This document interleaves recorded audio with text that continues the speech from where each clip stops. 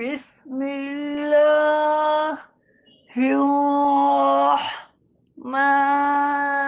الرحیم وَإِذْ قَالَ إِبْرَاهِيمُ لِأَبِيهِ آزَرَ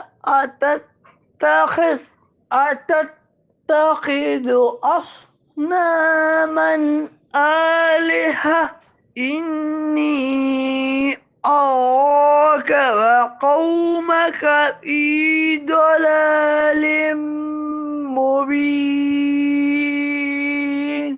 اور یاد کرو جب ابراہیم نے اپنے باپ آزر سے فرمایا کیا تم بتوں کو اپنا معبود بناتے ہو؟ بے شک میں تمہیں اور تمہاری قوم کو کھلی گمراہی میں دیکھ رہا ہوں۔